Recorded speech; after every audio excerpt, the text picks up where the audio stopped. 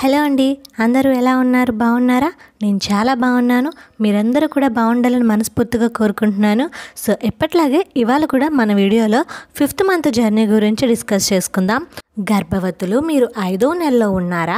అయితే మీ గర్భంలో సగభాగం మీరు విజయవంతంగా పూర్తి చేసినట్లే. 5వ నెల అంటే 21 నుండి 24 వారాలన్నమాట. మరి మీ కడుపులోని శిశువు ఈ నెలలో ఎలా ఉంటుంది? ఎలాంటి మార్పులు జరుగుతాయి? తల్లిలో ఎలాంటి మార్పులు జరుగుతాయి? ఏమేం జాగ్రత్తలు తీసుకోవాలనేది మనం ఈ వీడియోలో డిస్కస్ చేద్దాం. సో వీడియోలోకి వెళ్ళే ముందు మన ఛానల్ని కనుక ఎవరైనా ఫస్ట్ టైం చూస్తున్నట్లయితే వెంటనే సబ్స్క్రైబ్ చేసుకోండి. అలాగే పక్కనే ఉన్న బెల్ ఐకాన్ క్లిక్ చేయడం వల్ల నేను పెట్టిన ప్రతిసారి మీకు నోటిఫికేషన్ వస్తుంది. దాని ద్వారా మీరు నా వీడియోని వెంటనే చూడొచ్చు. అలాగే ఈ వీడియోకి ఒక చిన్న లైక్ అయితే ఇచ్చేసేయండి. ఇంకా ఆలస్యం చేయకుండా మనం వీడియోలోకి వెళ్ళిపోదాం. 21వ వారం వచ్చేసరికి మీ కడుపులోని శిశువు 360 గ్రాముల బరువు ఉంటుంది. అలాగే 10 ఇంచుల పొడవు ఉంటుంది. అంటే సుమారుగా ఒక క్యారెట్ సైజులో ఉంటుందన్నమాట. 5వ నెల పూర్తయ్యేసరికి మీ బేబీ మొక్కజొన్న సైజుకి మారిపోతూ ఉంటుంది.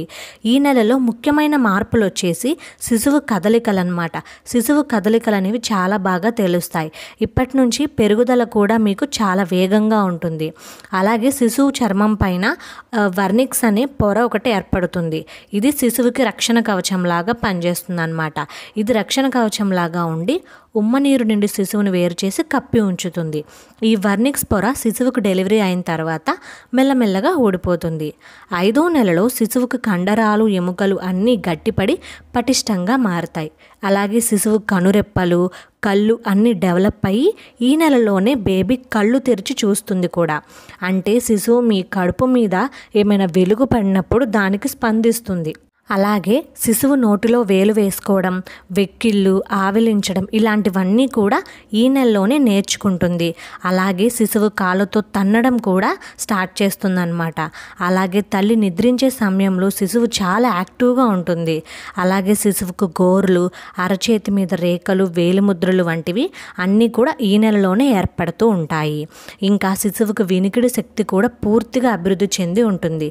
కాబట్టి మీరు వీలైనంత ఎక్కువగా మీ బేబీతో కనెక్ట్ అవ్వండి. అంటే మీ బేబీతో ఎక్కువగా మాట్లాడుతూ ఉండండి. ఇక తల్లిలో కలిగే మార్పులు చూసుకున్నట్లయితే తల్లి యొక్క రొమ్ము భాగం విస్తరించి రొమ్ము నుండి చనుపాలు అనే స్రవాలు వస్తూ ఉంటాయి. అలాగే గ్యాస్ట్రిక్ సమస్యలు వస్తూ ఉంటాయి. ఇంకా ముఖం మీద మచ్చలు, రక్తపోటు సమస్యలు ఇలాంటివన్నీ ఇబ్బంది పెడుతూ ఉంటాయి. ఎన్ని సమస్యలు ఇబ్బంది పెట్టినా సరే మీరు ఎక్కువగా సమతుల్య ఆహారం తీసుకోండి. అలాగే ఎక్కువ అధిక నీరు తాగడం వల్ల మీరు సమస్యల నుంచి బయటపడగలరు.